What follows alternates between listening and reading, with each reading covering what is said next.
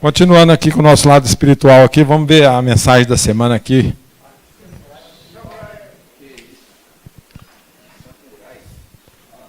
Você mesmo, Maurinho, vai fazer a leitura? Então vamos. Faz aí a leitura. Mestre Samurai.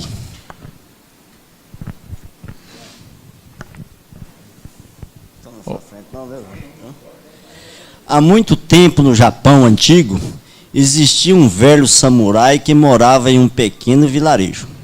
Seu nome era Hattori Hazan. Foi um grande general do imperador, lutou inúmeras batalhas e guerras, mas agora estava velho e decidiu se ausentar, já que não havia mais guerras e seu país estava em paz.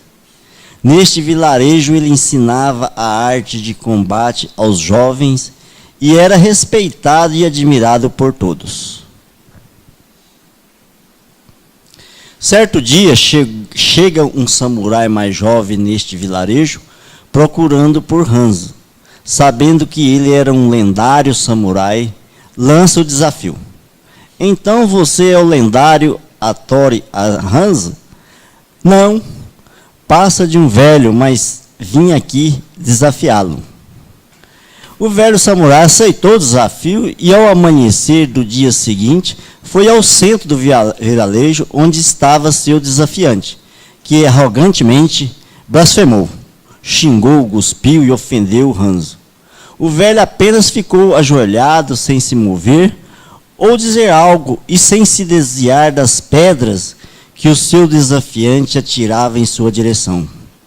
Logo entardeceu e todos estavam espantados, pois o lendário Hattori Hanzo estava com medo.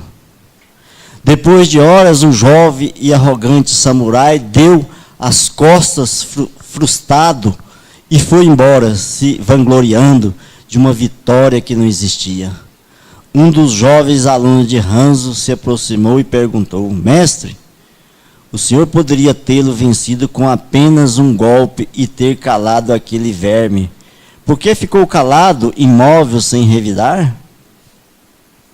Com um olhar paciente e um sorriso, Hattori Hanzo respondeu ao seu aluno: se alguém lhe oferecer um presente e você não aceitar, a quem o presente pertence?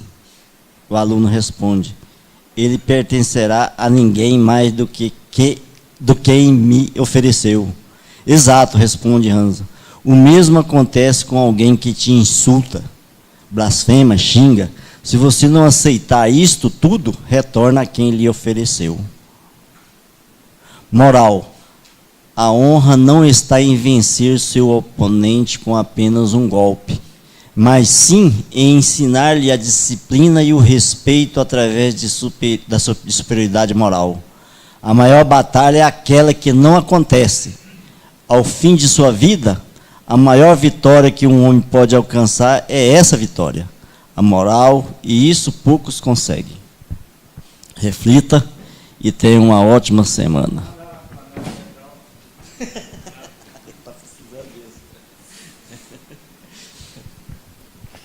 Lá eles não conseguem nem refletir, não. Alguém tem pauta para hoje aí? Vamos pegar o Luiz aqui. ICMS e piso tátil. Piso tátil. Eu vou na do Luiz. Você vai com o Luiz. Espera aí só um pouquinho.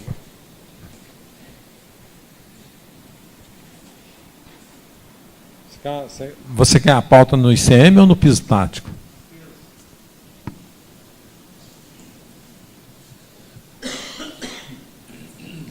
Vamos lá com o Galdino. DCTF.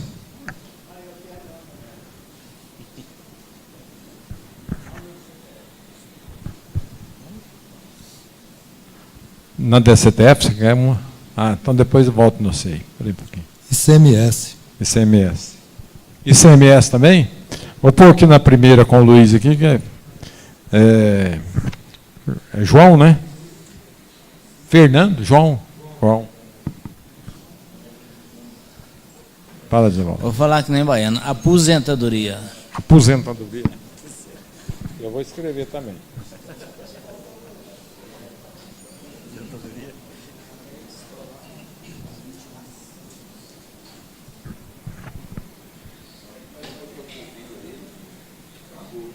Acabou. Quer pauta nenhuma, não, Zé? Vamos lá com o Luiz primeiro, depois eu passo para o João, ICMS. Ah, peraí, é verdade. O PERT.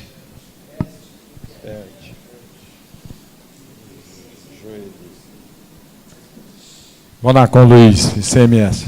Na realidade eu coloquei ICMS, mas é com relação à escrituração. Tem uma prestadora de serviço, assistência técnica. Ela adquire material para aplicar na mão de obra, né? Mas ela vende esses produtos também, esse material. E na escrituração, como que fica isso? Se ela compra para aplicar no serviço e acaba vendendo, é pequena a coisa, o valor de venda, sabe? Mas a gente tem que atentar para isso, né? Ela comercializa o material. Isso. O mesmo material que ela aplica, ela comercializa. Isso. Não são todos tipo de peças que ela compra que ela vende, mas algumas coisas ela vende.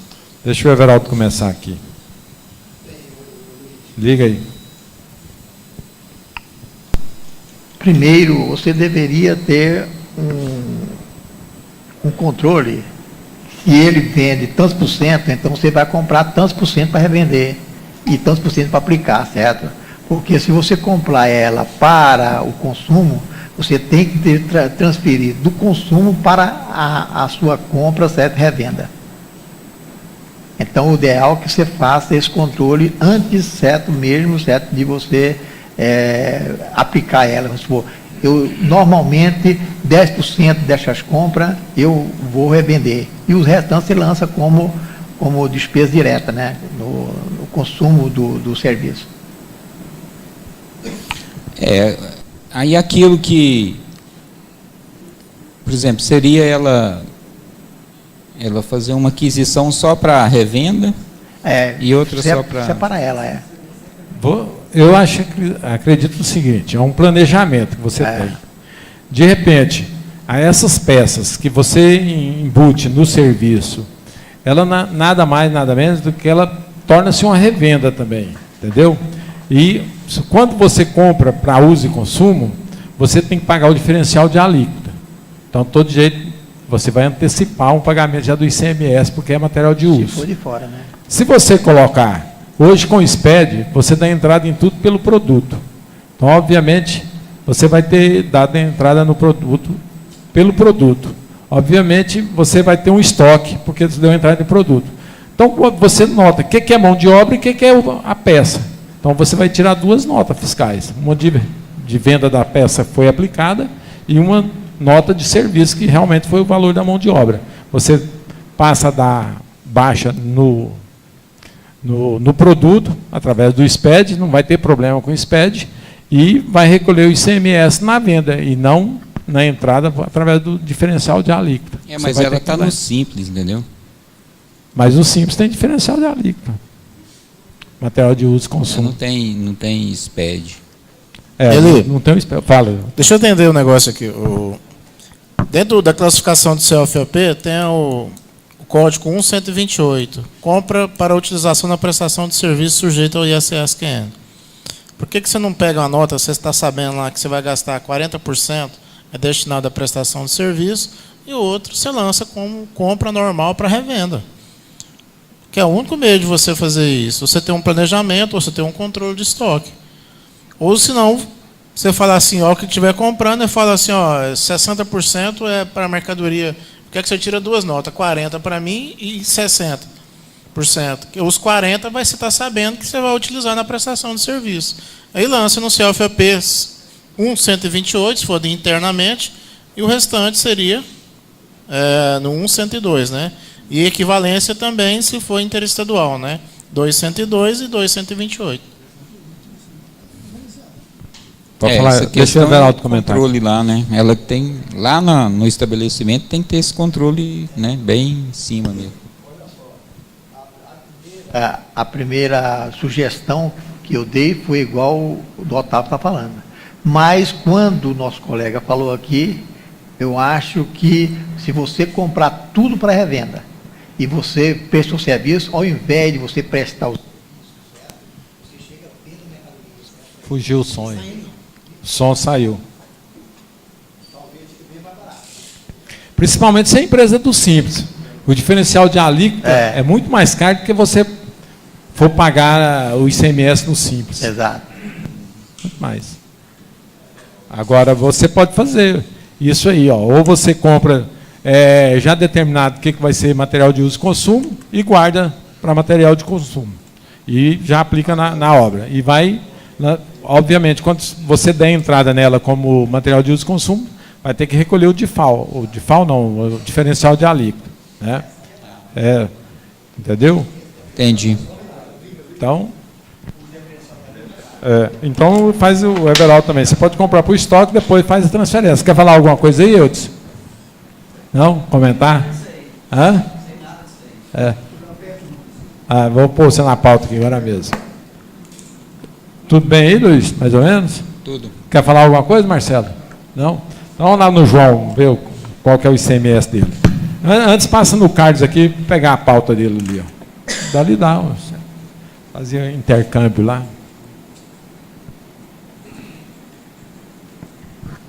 Se há possibilidade, já que já entramos nessa pauta de diferencial de alíquota, é o seguinte, o cliente comprou uma nota fiscal, veio 6 máquinas.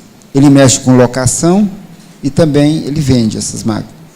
Só que ele comprou essas 6, todas para locação. Aí chegou lá e ele decidiu pegar 2 delas para vender. Né? E veio todas 6 numa nota só. Quer dizer, aí ele pode fazer, na mesma nota, pode fazer tem alguma base legal para ele fazer isso?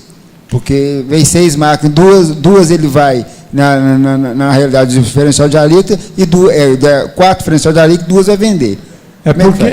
Porque, na realidade, o que acontece? Quando ele pediu um documento só, você, na hora de contabilizar um documento só, você contabiliza por produto. Exato. Então, nesse caso aí, sim.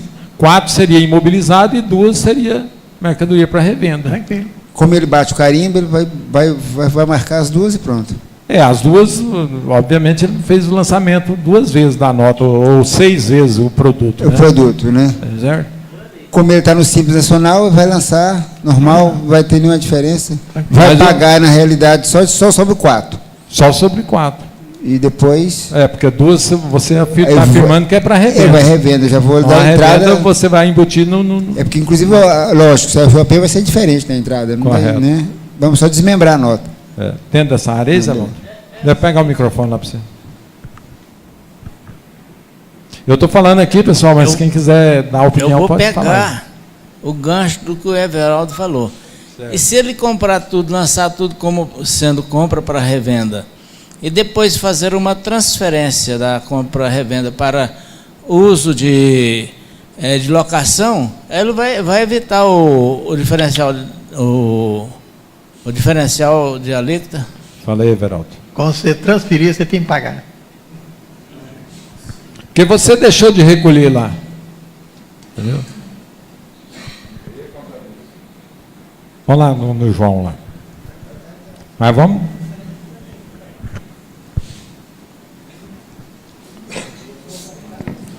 Vamos ouvir o João aqui, ó. Fala aí, João.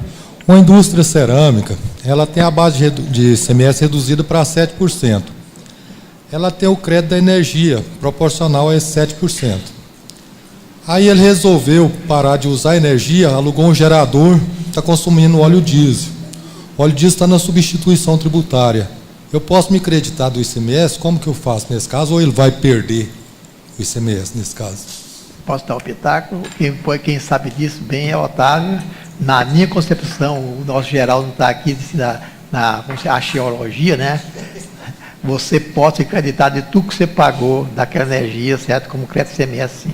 Porque você vai sair tributado. É porque quando você tem a cerâmica, você comprou matéria-prima e produziu um produto, que é a cerâmica. Então, obviamente, o diesel desse aí faz parte da matéria-prima que compõe o custo da cerâmica. Então, se compõe o custo, você tem direito de se creditar, porque o produto final, ele é tributado. Se ele é tributado, a cadeia de tudo que gera o débito, gera o crédito para você. Mesmo o diesel estando na substituição, não tem problema. Você faz aquela proporcionalidade de quanto você pagou. Você tem a base normal, a base de cálculo normal, mais o percentual da substituição tributária. Então, você vai aproveitar os dois créditos. Certo? Não é isso, Otávio? Mais alguma coisa do ICMS aí? Quem quer comentar mais alguma coisa? Não? Então, vamos aqui para o piso tático aqui com o Luiz. Eu quero saber... Otávio, colega. essa é para você. Otávio, essa é para você. Hein? Um colega aí no MEI, né, que não tem condição financeira nenhuma, a prefeitura exigiu dele o piso tátil. Vocês têm conhecimento disso aí? Isso aí é exigido de qualquer um, porque MEI eles não pagam taxa, não pagam nada. Agora vai exigir construção de... Deixa eu Otávio. Luiz, eu tenho um cliente meu que mexe com tatuagens. E ele registrou comigo empreendedor individual. Às vezes, o pessoal tem uma interpretação errônea do microempreendedor individual. Ele é obrigado a ter bombeiro, vigilância sanitária, ele é obrigado a ter todos os atestados, né, os certificados, exigidos pelas autoridades públicas. Então, nada se foge a ele. Muitas situações que a gente depara, que chega lá no nosso escritório, assim, registrou e pronto. Fala, mas você não foi na prefeitura, não fez o cadastro. A prefeitura faz ele de ofício. Para depois você ir lá e levar toda a documentação, os documentos, todos aqueles documentos que são necessários para fazer o cadastramento no município. Tem que ter bombeiro e tudo. Quando vai o fiscal lá, ele vai exigir que o seu estabelecimento esteja dentro da norma, dentro do Código de Postura do município de Goiânia ou de qualquer outro município. Se for Goiânia aqui, logicamente você está falando piso tátil, deve ser Goiânia. Então, meu cliente teve que fazer, senão não liberava o alvará para ele funcionar. Infelizmente, vai ter que fazer. O que está se ocorrendo? Não sei se você lembra daquela faixa que tem, chama área de serviço, onde ficam os postes de energia elétrica e fica as árvores, que ela tem que ser permeável. A prefeitura está aceitando você simplesmente fazer só a guia. Tá? Eu já percebi isso. Só a guia. Piso tátil no meio, aquele amarelo ali. Aí tá funcionando assim. Meu cliente, até falei com ele que são 3 salas comerciais, e ele ocupava do meio. Aí ele falou assim, não, eu vou fazer só a minha. Eu falei, não faz isso não. Aproveita, conversa com o seu proprietário, conversa com os outros 2 vizinhos seus e faz no lote inteiro, que você já resolve o problema.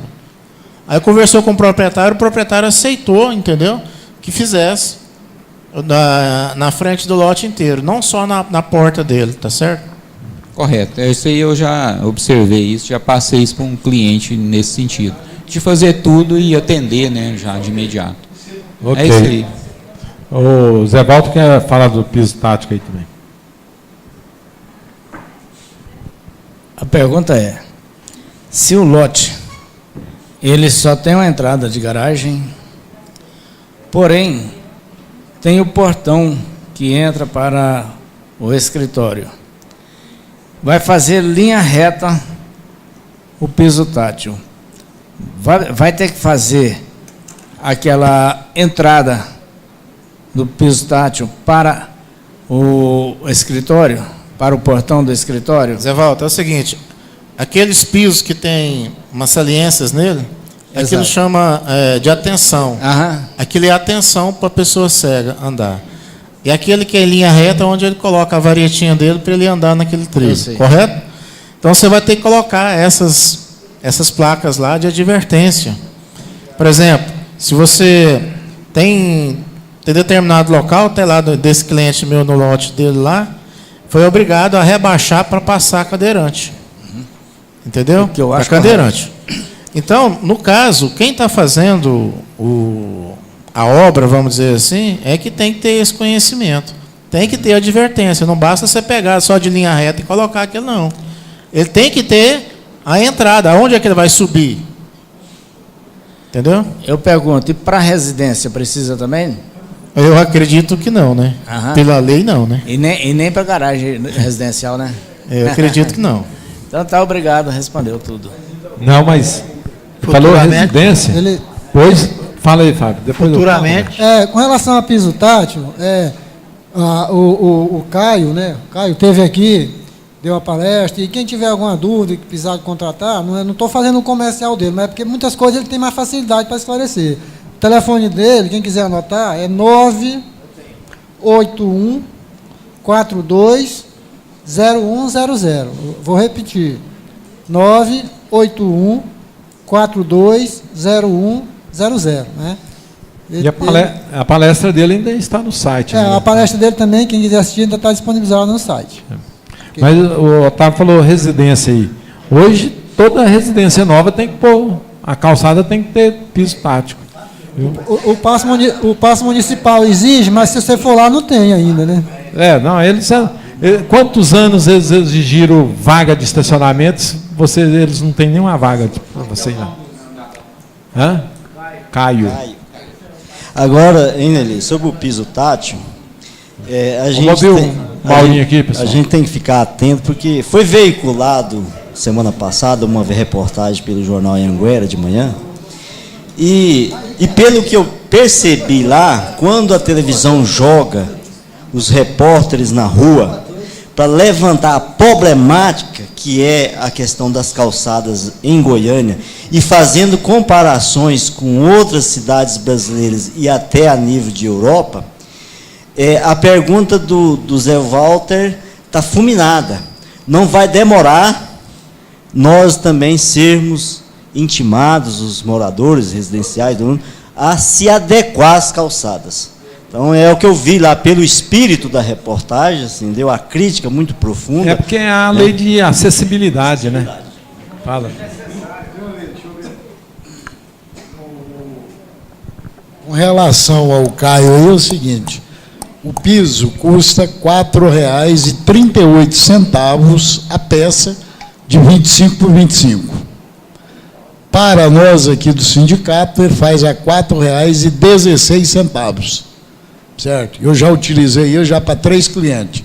Inclusive, ele vai no local, dá toda assistência civil, como engenheiro civil, como ele é, certo? Sem custo nenhum. Ele já teve nos meus clientes tudo que ele foi, deu, orientou a forma de se fazer. Porque tem gente fazendo sem orientação, certo? De acordo com a lei, e a fiscalização está indo e não aprovando, a pessoa tem que arrancar tudo e plantar. Só que aquele piso para arrancar, ele vai quebrar, certo? Então, o prejuízo é muito maior, certo? Então, eu oriento o pessoal aí que for fazer, tenha esse cuidado, porque senão vai levar prejuízo, certo? Eu achava que o negócio era o contrário. Você vai ter que pegar, multiplicar a quantidade de metros, né? Por peça, né? A peça é 1 metro, né? Então, vezes tanto. Aí não fica caro demais, não. Tem um cliente lá que... Então, aí é metro linear, né? É metro linear. Eu tenho um cliente lá que vai dar uns 600 metros ou mais. Só o dele vai dar 10 mil e tantos reais. Certo? Mas tem que fazer. É um restaurante, certo? Apesar que o restaurante já está lá tal, mas ele vai ser notificado, porque a prefeitura está notificando. Eu estive lá recentemente, semana passada, lá na prefeitura, eles estão notificando... Todo mundo, essas empresas velhas, estão notificando para se fazer, certo? Um cliente meu, houve uma alteração no cadastro, no CAI, empresa velha, não sei quantos anos, está liberando, só libera o alvará, certo? Se fizer o piso tático. Já fez, pronto, acabou. Empresa nova, a mesma coisa, certo? Tem. Ele tem também os pedreiros. Mas, se você quiser, você pode arrumar um pedreiro, ele te orienta o seu pedreiro, com meus clientes, foi bem dessa forma. Ele tinha um pedreiro, levou o pedreiro, ele orientou, você faz desse jeito, assim, assim, Ele mediu tudo, igualzinho o Otávio questionou, certo? Tudo certinho e tal, para não dar problema. Tá? Ok. Agora, em Goiânia parece que só tem ele, não? É que. Não. Tem mais empresas. Agora, eu não sei se os outros vão no local. Eu também não sei quanto é que custa a peça dos outros, né? Porque é por peça. Enquanto o Maurinho leva o microfone para o outro ali, o Everaldo fala aqui. Eu acho que esses 600 metros é muita coisa, certo? Porque... dois lotes, reuniu tudo. O que o Maurinho estava falando é o seguinte, gente. A gente só sente o drama do dia que a gente usa. Então, eu estou vindo todo dia de casa a pé e eu senti o que é difícil andar nessas calçadas de Goiânia. É uma barbaridade. É preferível a gente tentar andar na rua do que nas calçadas. Então, que nós queremos falar para vocês contabilistas, quando começou isso, nós estávamos criticando, certo? Eu agora que tem que incentivar a fazer as calçadas, porque uma calçadas é ideal, certo, para o transeante andar. Então, a gente está sentindo na pele agora, certo? Uma barreira, um negócio quebrado, uma coisa esquisita, certo? Então, se exigir, eu acho que vai ser interessante a prefeitura. Vamos lá, Eudes. O que o Mauro falou a respeito da mídia, eu vi essa reportagem na TV, na Record, um dia desses, a respeito das calçadas, e na Anhanguera passou o seguinte, um dia desses, tem umas 2 ou 3 semanas, que a prefeitura, os agentes já estavam notificando todas as empresas do setor marista e Bueno, o Alto Bueno, já estavam notificando para adequar as calçadas, dando 30 dias. Estavam sendo notificados, independentemente de estar fazendo alteração contratual ou não. Então, já está notificando para fazer essa alteração. Então, isso aí é uma coisa sem volta. E só perguntar para o Joeli, o valor dessas peças lá, Joeli, é só o custo delas sem mão de obra, né? É só o valor da peça. Só o valor da peça. Ok. Vamos aqui com o Galdino aqui, vamos falar de DCTF.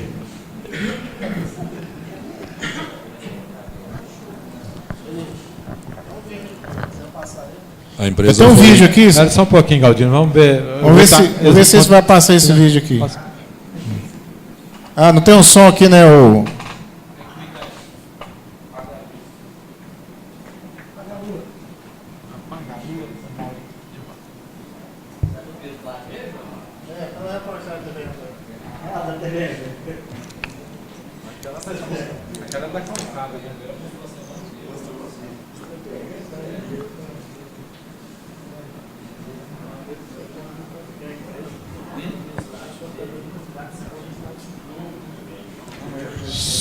Som.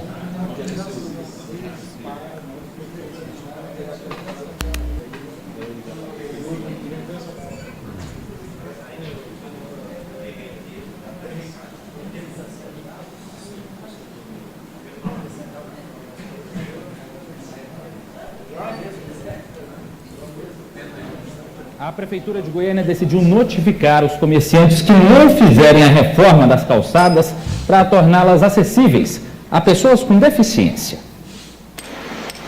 O dono dessa loja resolveu mexer na calçada. Está colocando o piso tátil, essa faixa amarela em relevo que auxilia deficientes visuais, por exemplo.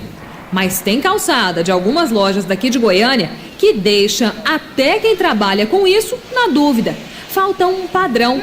São degraus, rampas, árvores e você encontra ainda calçadas com todo tipo de medida. Não é padrão, né? Às vezes umas é 5 metros, outras é 3, outras é um muro encostado na calçada.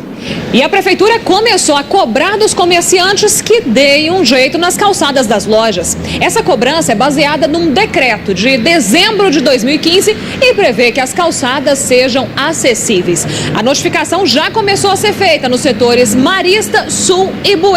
O prazo para a reforma é de 30 dias e o comerciante que não fizer pode ser multado. Nós notificamos a questão do rebaixamento do meio-fio, rampa na sarjeta, que nós estamos notificando não só a corrigir essas irregularidades, como já que a pessoa vai ter uma despesa e vai mexer no passeio, para que ela também faça adequação com relação ao piso tátil.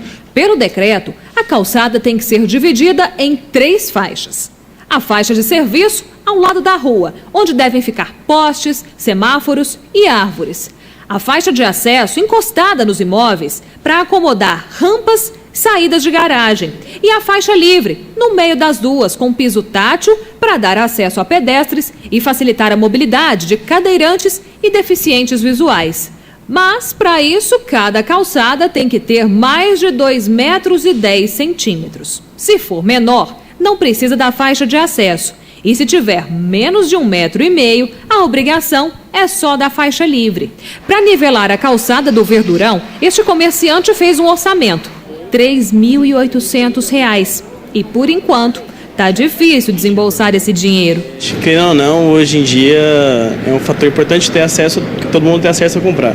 Só que, infelizmente, se você obrigar o comerciante sem ter o mínimo de recurso para proporcionar, é complicado. A Prefeitura de Goiânia disse que vai enviar à Câmara de Vereadores um projeto de lei para regulamentar a implementação das calçadas. É isso aí. Vai lá nos prédios da Prefeitura, vê se tem piso tático lá. Vai lá.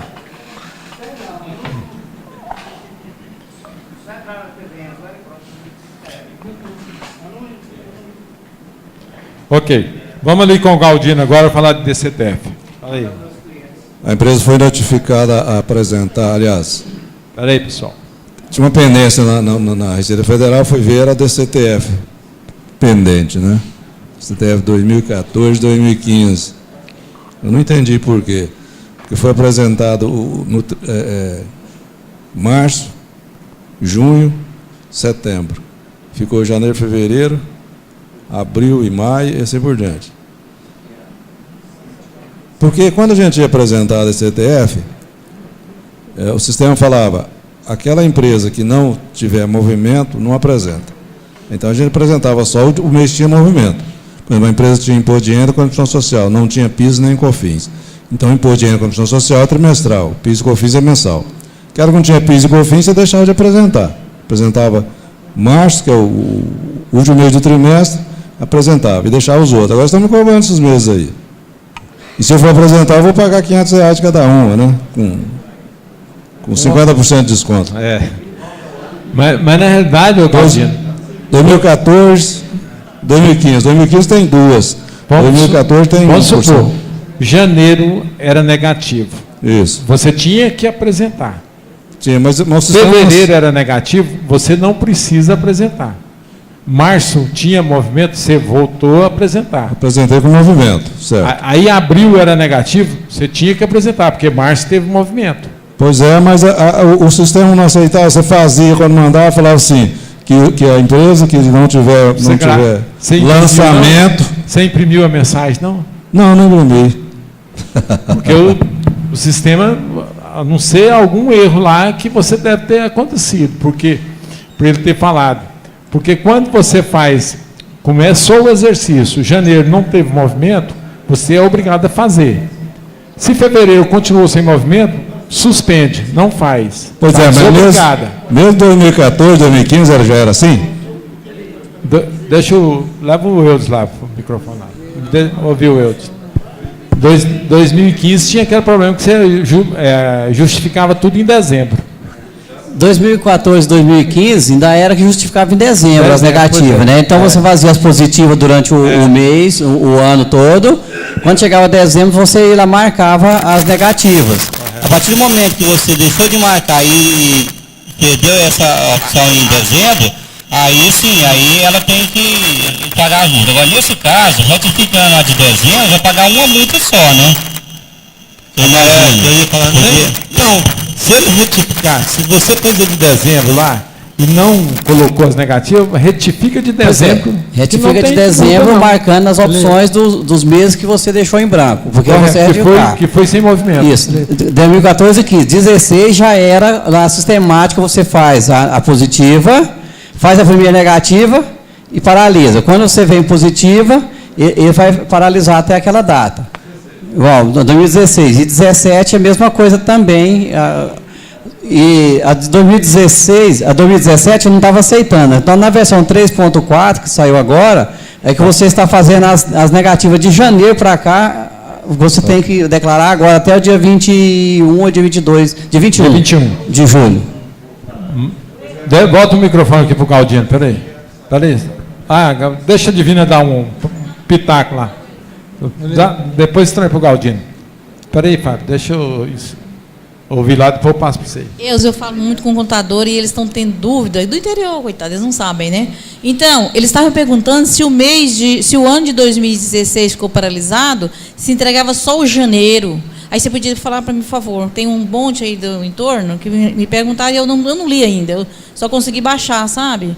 Que lá abre todos os meses. Eu não sabia. Eu falei, não, vou observar, vocês assistem a reunião que eu vou perguntar. Depois você responde, eu disse que eu não ouvi direito. Ali. Deixa o Fábio falar ali, Galdino, aí você fala. Galdino, seu problema é com relação a 2016? 14 e 15. Ah, tá, porque aí, como o Eudes falou, ainda era de dezembro, né, Eudes? Veja bem, se eu vou lá no de dezembro, para retificar, eu tentei retificar. Só que aí o sistema fala assim, essa declaração só pode ser feita no programa 3.4. Aí você faz na 3.4. Faz no 3.4, não tem como entrar lá no de dezembro para ter aqueles quadrinhos lá para a gente marcar. Qual que é a versão? Eu não lembro qual a versão que eu olhei. É a 2.5, né? 2.5, exato. 2.5. Aí eles falam que não pode porque tem que usar 3.4. Para 2014 até maio, usa uma versão. De maio em diante para usar outra versão. 3.4 a partir de agosto de 2014. Então eu vou fazer aquela retificadora no 2.5, o sistema não aceita transmitir, dizendo que não pode fazer naquela... Nem como retificadora ela não aceitou, não? Não, eu tentei, eu estava olhando... Retificadora, porque para apresentar normal, eles estão mandando tudo para 3.4. Como retificadora, provavelmente o sistema pode acatar. Nessa retificadora eu vou ter multa também ou não? Não, né? Você está retificando? Retificadora não. Não. Se tiver dentro, se você apresentou de dezembro e esse período aí estava sem movimento, você vai lá e marca elas em dezembro. Isso que eu pensei mesmo em fazer. Só que não aceitou. Deixa o Eudes responder da Divina lá.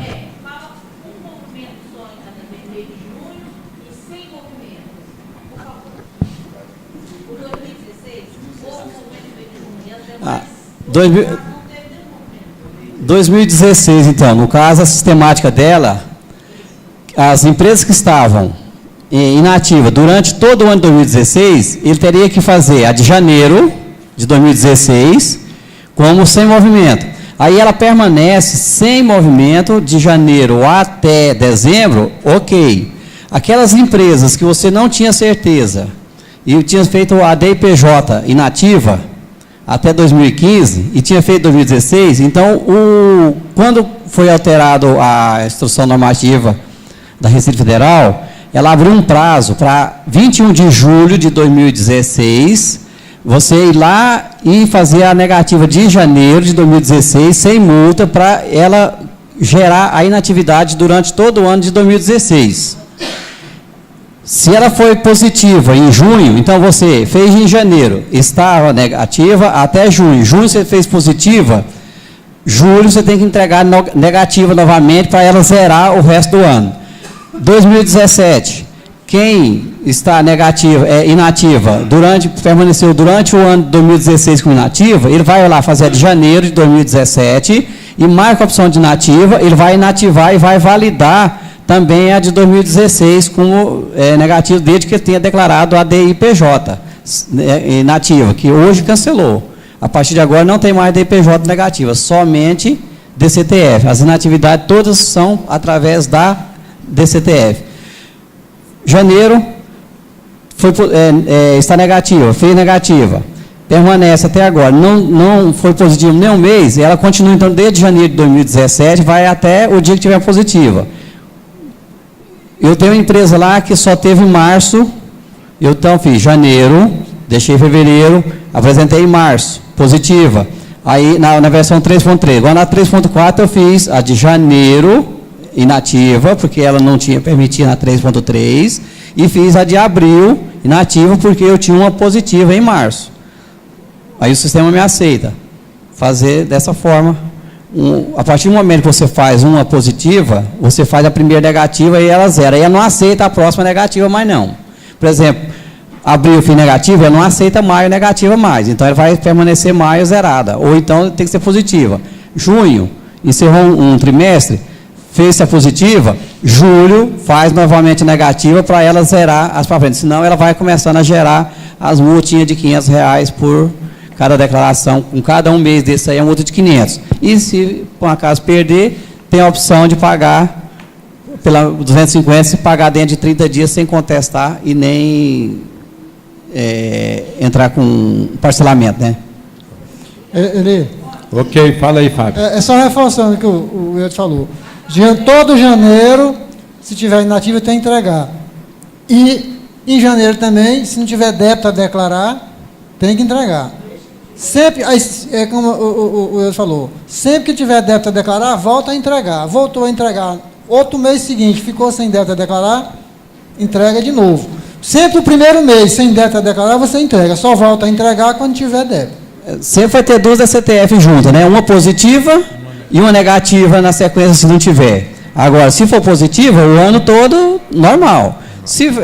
Vida que segue. A partir do momento que você está inativo, que entregou uma positiva, ela encerra o ciclo da negativa. Aí você entregou a positiva, você tem que iniciar um ciclo na sequência, a primeira sequencial negativa, para ela poder continuar a inatividade da movimentação. A inatividade não quer dizer que a empresa não esteja movimentando, né? Que às vezes, por exemplo, que a empresa que tiver PIS e COFINS retido na fonte, ela não vai ter DCTF em abril e maio, por exemplo. Janeiro e fevereiro, ela só vai ter só nos trimestres, no fechamento. Isso.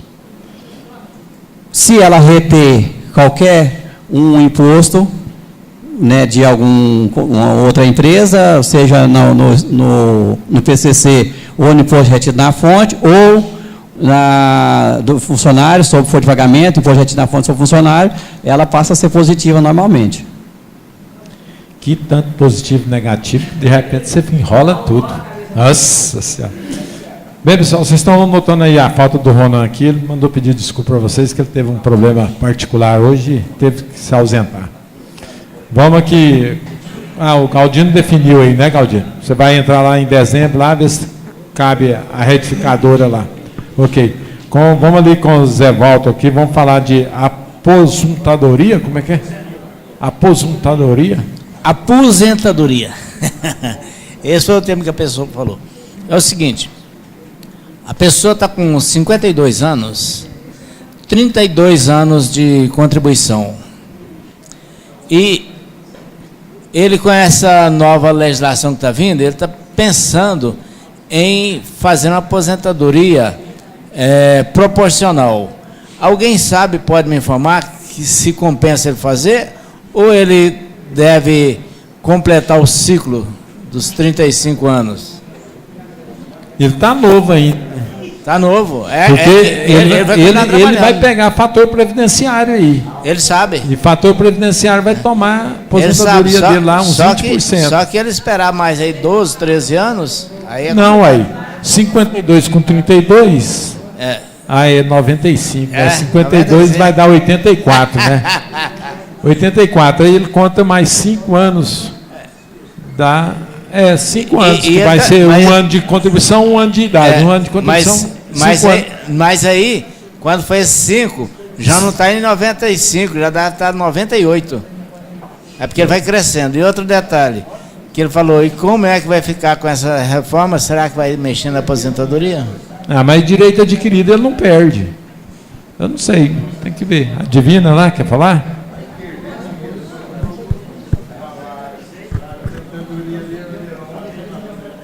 Vamos ouvir a Divina aqui, pessoal. A aposentadoria, o melhor que ele faz é ele agendar no 135, que aí ele vai fazer uma prévia lá, dependendo da reforma, é melhor ele aposentar, porque vai ser 70 anos, ninguém sabe, né? O que vai passar lá. E que vai passar feio, vai. O que vai piorar, vai. Que às vezes, aposentar agora é melhor. É só ele agendar lá no 135 que eles fazem. Vou lembrar que o Temer está pagando 6 milhões para cada congressista colocar o pescoço da turma na guilhotina. Dá o microfone para o Marcelo aí. Vamos ouvir o Marcelo ali, peraí. Nesse caso aí, eu faria só um negócio. Por exemplo, essa reforma ela pode chegar amanhã ou se estender por um tempo maior, né? Porque, assim, compensar, assim, a priori, com a política que nós temos hoje, não compensa. Compensa ela guardar. O agendamento, a hora que você faz o agendamento no 135 ou na internet, se o caboclo tiver direito, ele considera a data do agendamento.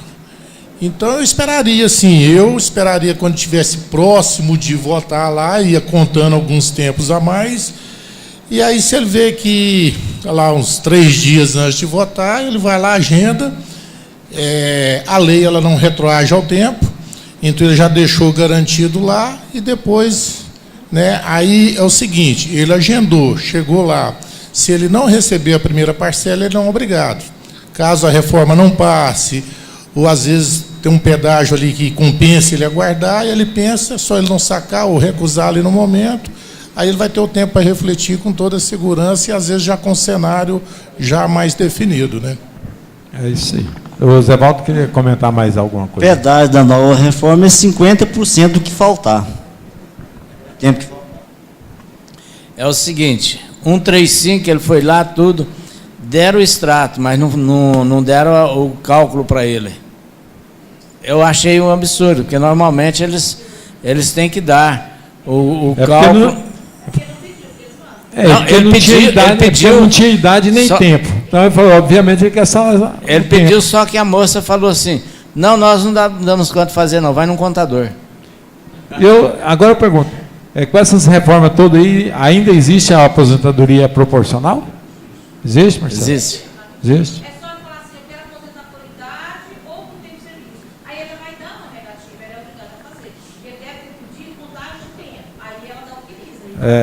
Ok.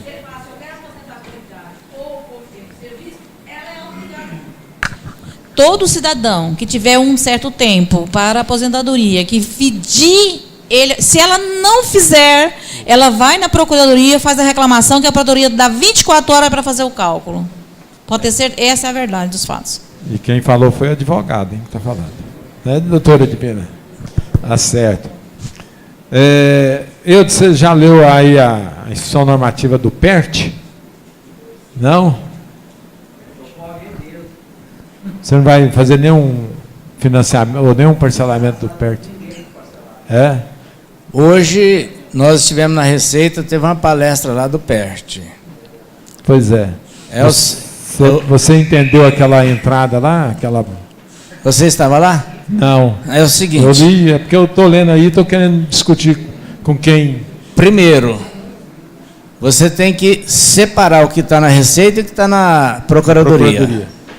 Vai fazer 2 parcelamentos, como sempre, né? Tem que separar o previdenciário e os demais. Então, se você tiver na Receita e tiver na Procuradoria, e tiver Previdência e tiver demais, tanto na Receita quanto na Procuradoria, são 4 parcelamentos. Serão 4 parcelamentos. Tá. Correto? Correto. E eu, por exemplo, que não votei, eu nem não me preocupei muito, não, mas você vai fazer a entrada de 20% e vai dividi-la 5 vezes. Em 5 vezes e pagar agosto, setembro, outubro, novembro e dezembro. Sem redução das multas. Sem redução das multas. Isso que eu acho um absurdo. Porque se você tiver 6 parcelas que der, ou as 5, você foi penalizado, não teve nenhuma vantagem. Pois é. Certo? Até eu questionei esse detalhe. Porque, na realidade, você vai pagar essas 5 parcelas um valor consolidado, com multa, juros e atualizado. Você tem que consolidar. E parcela 20% em 5 vezes. A moça lá, Juliana, ela até orientou o seguinte: você vai pegar, e eu estou com um pouquinho de dificuldade por causa da boca, vai pegar e vai emitir DARFs da sua dívida, todos os DARFs, e pegar aquele valor e somar. Porque eles não estão fazendo isso, não estão dando nenhum extrato, não. Depois de feito isto, aí você vai calcular a sua dívida. É em cima disso aí que você vai fazer os 20%, correto? Depois de feito os 20%, aí vai ser a consolidação. Então é como está escrito lá mesmo. Eu não queria aceitar você não queria, que as 5 parcelas você vai pagar à vista e sem benefício nenhum. Exatamente. Não tem redução de multa, não tem redução de juros, nem nada. Então, é os 20%. E aí as parcelas que você no mínimo R$1.000 vai parcelar, aí elas têm redução. Isso. No mínimo R$1.000 cada um. Então, se você tiver... A parcela mínima vai ser 1.000? 1.000. Se você tiver previdência e demais, tanto na Procuradoria como na Receita, no mínimo você vai pagar R$4.000 por mês da entrada. Correto? Então, tem que pensar bem esse detalhe. Outro detalhe lá que o PERT não contempla os impostos retidos, né? Não contempla. Inclusive, você tem que pensar... Previdência descontada, imposto de renda retido na fonte, não contempla. Quem tem parcelamento PRT... O PRT contempla isso. Inclusive, você tem que pensar muito bem antes de fazer pedir a exclusão desse... pessoal.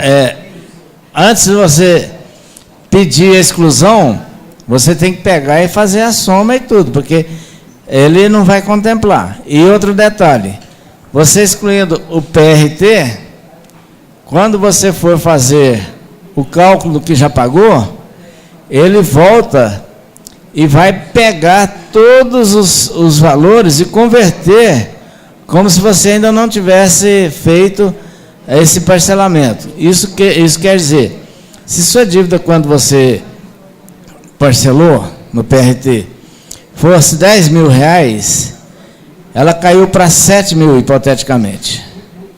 Você parcelou por 7. Só que agora, se você desistir dele para fazer o PERT, ela volta aos 10.000. Pois é, mas o PRT não tinha também de redução de multa de juros. O PRT simplesmente ele estendeu um parcelamento a 120 meses, mas sem benefício nenhum. Por isso que veio o PERT.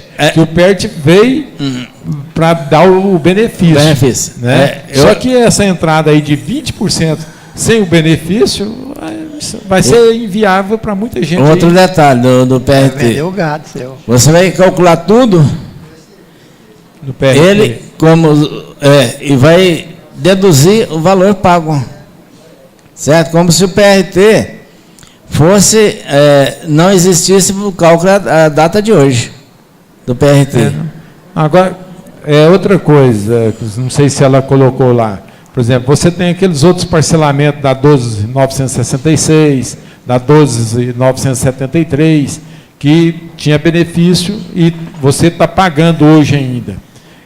Você não precisa pedir a desistência desses parcelamentos para parcelar num parcelamento pior. Não precisa. Pode ficar com aquele parcelamento, continuando pagando ele e fazer o outro. E se você fazer o PERT agora. Se você for pedir a desistência, que aquele teve uma vantagem. Aquele teve redução boa. Né? Aí cai toda essa redução e faça um novo cálculo. Não é o PRT que eu queria falar, não. Era esses outros parcelamentos. Porque, não, aí é fria. Então, você fazer desistência desses parcelamentos, teve benefício. Exatamente. Continuou pagando para pegar um benefício menor. Mas você pode ter 2, 3, 4 parcelamentos caminhando, certo? E friso bem. Esses parcelamentos serão, às vezes, as empresas terão 4 parcelamentos. Sim, porque um previdenciário na Procuradoria, um normal na Procuradoria, um na Receita Federal e outro na Receita Exatamente. Daí, quer comentar aí para nós? Daí? Fala aí no microfone aí. Só quero fazer uma pergunta mais. O Zé Walter acompanhou lá, e você também afirmou aí, que os retidos sujeitos à retenção na fonte e de terceiros não entra no parcelamento. No PERT não. Mas lá na adesão... No PRT entrou. Lá, sim, mas na adesão, lá fala que... Aquela parte aqui, as alíneas A, B e C do artigo 11 da Lei 8.212. O C é exatamente o retido de empregados. Eita. Então, está chocando aqui as informações, porque parágrafo 2º está bem claro lá, ó, proveniente de tributos passíveis de retenção na fonte, de descontos de terceiros ou subrogação.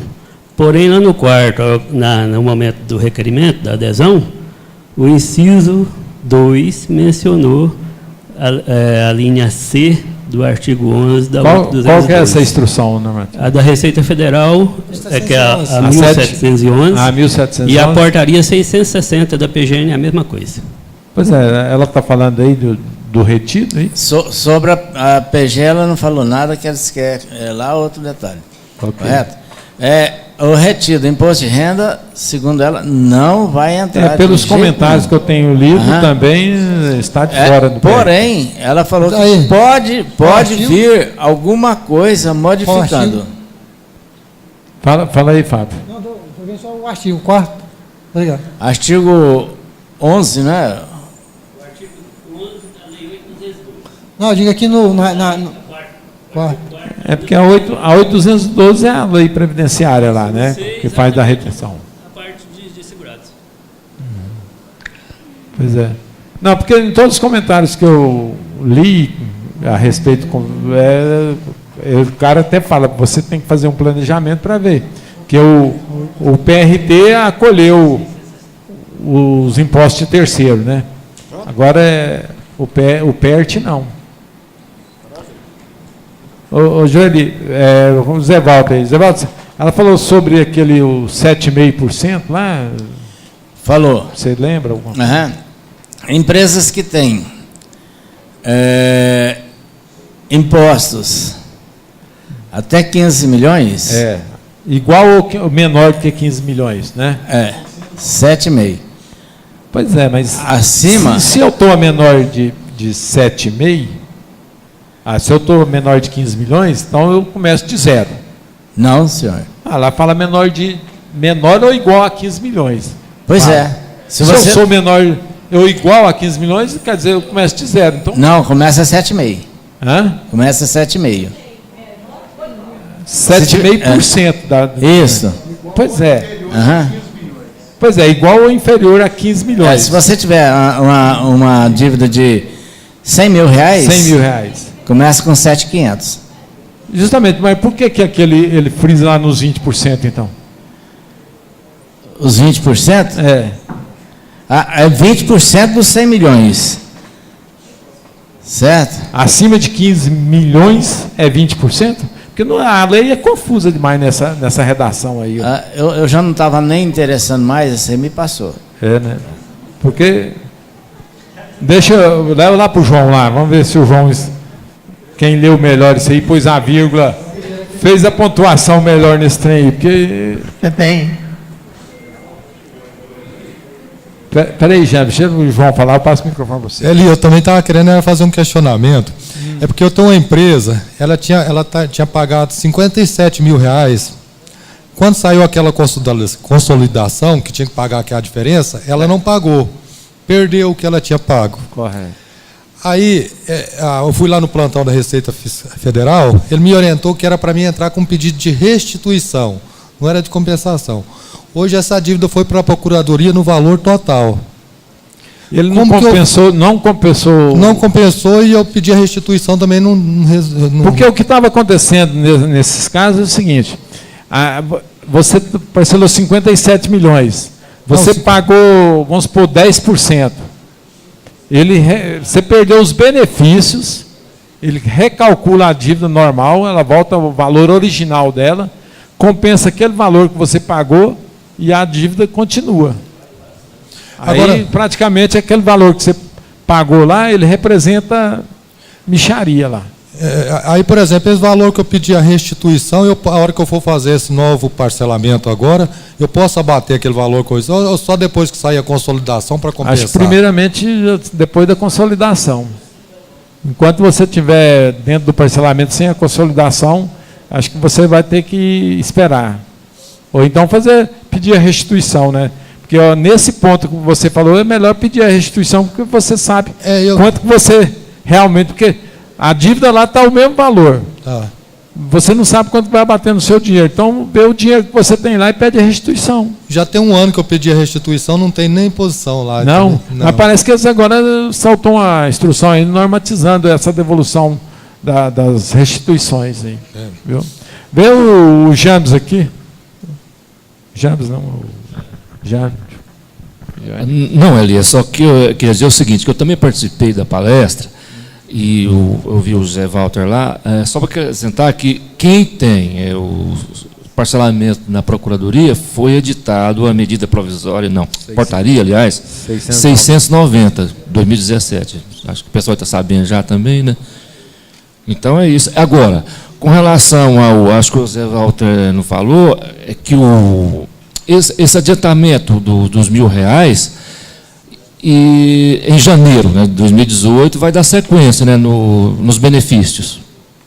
Correto, é porque aí você termina em janeiro e inicia o parcelamento definitivo. Exatamente. Porque de agosto a dezembro você está pagando as 5 parcelas da entrada, certo? Que você fez. Agora, a confusão da lei é porque ela fala em 7,5% e fala em 20%.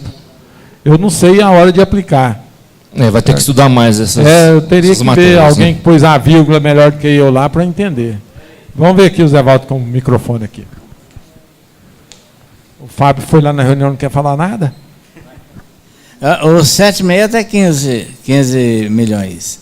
Pois é, mas... E acima é os 20%.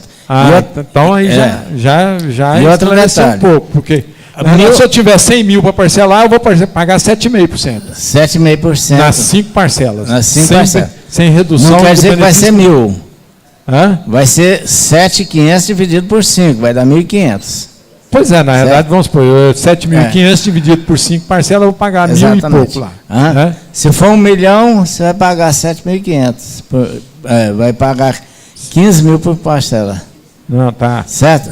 Outro detalhe que eu queria falar aqui, desde a última reunião não teve como eu estar aqui, eu estive com o Betinho e levantei um problema, o seguinte: por que a gente já quitou tudo e ainda está saindo lá a certidão positiva? Então ele orientou o seguinte: quem estiver tudo quitado, pega o extrato, leva lá, que aí vai sair ela negativa. E ainda não foi feita a consolidação, porque eles só vão fazer depois de 90% do grupo quitado, que eu acho que vai ser para a eternidade, então. Pois é, mas aqueles parcelamentos antigos, lá ainda sai, no extrato sai lá, quitado, consolidado, aguardando interessado. Mas se o interessado vai lá, eles não têm resposta para o interessado? Não.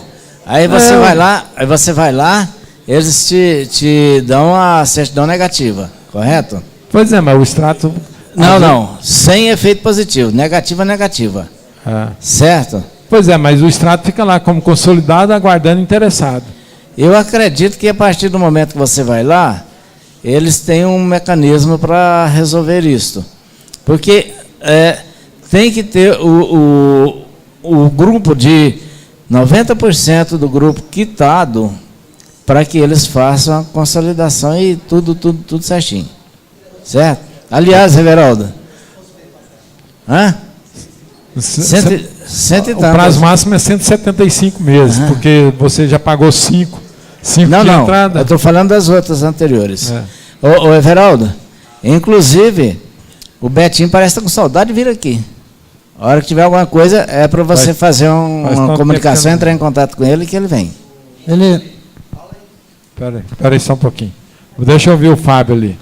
Com relação ao questionamento que você falou dos 7,5%, as empresas com dívida total de até 15 milhões poderão pagar em espécie apenas 7,5% em vez dos 20% do valor consolidado. Lê de novo para mim. As empresas que incluírem no PERT dívida total de até 15 milhões poderão pagar em espécie apenas 7,5% em vez dos 20% do valor consolidado sem desconto. Tá, então Tanto faz os 20% como 7,5%, vai ser pago sem desconto mesmo. Você tem a opção de pagar, Tá. vai pagar 7,5%. Os 20% é opcional? Ou acima de 15 milhões? Não, poderão pagar apenas 7,5%. Porque aí você vai ter outra então opção. faz a leitura aí do item que fala 20 milhões. Acima dos 15 é obrigado a ser 20%. Pois é. Isso que eu perguntei para ele. Então os 20% serão obrigados só a partir de 15 milhões. Agora até 15 é 7,5 poderá. Mas quem faz a 711. guia e quem informa o valor é você. Elucidou agora. Estou confiando em vocês agora. Vai lá, Fábio. Vou pegar aqui.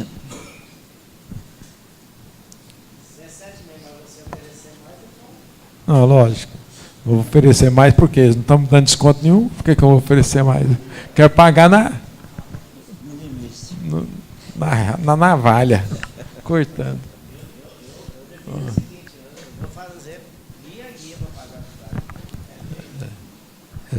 Eu vendo isso aí, e eu acho que eu posso falar aqui para os colegas, quando o valor é pequeno, não é grande, compensa você fazer guia a guia. Vai lá, faz o autoparcelamento. Paga esse mês você paga a atual ou outra anterior. E vai fazendo assim Mas e quando você... obviamente é igual o PRT. O PRT, a única coisa que eles fizeram é que estenderam o parcelamento de 60 para 120, normal, com multa, júri, normal. Não teve benefício nenhum. Exatamente. Agora, quando você precisa de uma certidão, obviamente você precisa entrar num parcelamento para ter uma certidão positiva ou negativa. No artigo 3º, no parágrafo 2º, fala o seguinte: na hipótese de adesão a uma das modalidades previstas no inciso 3 do caput, ficam assegurados ao devedor, com dívida total sem redução, igual ou inferior a 15 milhões, inciso 1, a redução do valor do pagamento à vista em espécie para, no mínimo, 7,5% do valor da dívida consolidada sem redução, que deverá ser pago em 5 parcelas mensais e sucessivas vencíveis de agosto a dezembro de 2017. E lá no parágrafo fala 20 milhões. Você não achou ele aí, não? 20 milhões? Ou 20%. 20%? Bem, tem a opção aqui em cima. É logo no início aí, ó. Pois é, mas agora ficou bem claro que é igual ou inferior a 15 milhões, 7,5%. Acima de 15 milhões, 20%. Acho que ficou claro agora. Dá para o Everaldo ler a lei aí. Aí é 1.711. 1.711, hein? E é 1.711. Achou não? IN. A IN é 1711. Lá no artigo 3º, né, onde ele dá... Vamos ouvir a leitura do Fábio agora. Vai lá. Os débitos abrangidos pelo PES podem ser liquidados por meio de uma das seguintes modalidades, a escolha do sujeito passivo. Inciso 1. Pagamento à vista e em espécie de no mínimo 20% do valor da dívida consolidada, sem redução em 5 parcelas, vencível de agosto a dezembro. Então aqui é 20%, mas lá ele dá a opção, em se tratando de débito inferior, igual ou inferior a 15 milhões. Porque quando você faz essa leitura aí, você entende que é 20%. Depois, agora ficou explicado. A mesma coisa da questão do aproveitamento, da compensação lá do prejuízo fiscal. Quem está assistindo a reunião agora entendeu melhor. Do prejuízo fiscal. Você fala pagar 20 e 80 você pode jogar compensar o prejuízo fiscal. Só que lá embaixo ele limita esse prejuízo fiscal. Você não pode jogar tudo que você tiver. Tem um limite lá embaixo. Ok, mas aí é igual o Zé Walter comentou. A parcela mínima vai ser R$1.000. Aí é outra coisa que vai... Outra coisa que vai complicar os quebrados, né? Tem jeito. Beleza. Nós temos o questionamento do Joeli. A empresa ela vem com 2011, 2012 com prejuízo fiscal lá no lucro real, certo? Um valor absurdo lá. E em 2012 ela passou para o lucro presumido, mas vem mantendo na contabilidade esse prejuízo fiscal. Nós estamos em 2017. A IN aqui faculta aproveitar esse prejuízo fiscal. Mas ela estando no presumido, ela pode aproveitar? Eu entendo que pode, porque a IN fala que se você manteve em 31 de dezembro de 2015 esse prejuízo fiscal contabilizado e enviou ele em 2016 para a SCF, a lei não falou lucro, não restringiu a lucro real, falou de prejuízo. Né? Eu só preocupo porque o prejuízo dele acho que já tem mais de 5 anos, né? Não sei se a legislação prescreve também o direito de você buscar esse crédito. Eu sei que ele vai ter que explicar bem na Receita, porque o parâmetro, o cadastro lá dela, está lá lucro presumido. Obviamente que a hora que ele aparecer aproveitando base de cálculo negativa de contribuição e imposto de renda, obviamente falar, onde uma empresa do lucro presumido quer aproveitar a base de cálculo negativa de contribuição e imposto de renda? Se ela paga imposto de renda e contribuição pela receita, pelo faturamento. Dá palpiteio aí para nós, Adair. Você é um mestre. Não tem muito palpite nisso aí, não. Mas o lucro real, que apurou esses resultados de prejuízo, deve ser mantido o controle. Não importa a forma de tributação, desde que tenha o controle normal desse prejuízo, ele não prescreve. O Fábio falou que não sabia se não prescrevia, mas ele não tem prescrição. Ótimo. O que tem que ser feito é manter o controle dele. Porque, na realidade, o que acontece? Ele fez 2010, 2011 no lucro real. Daí para cá, ele fez tudo no presumido. No presumido, ele obteve lucro. E ele compensou esse lucro nos prejuízos passados. Só que esse prejuízo, obviamente, deve estar controlado lá no LALUR. Exatamente. Né?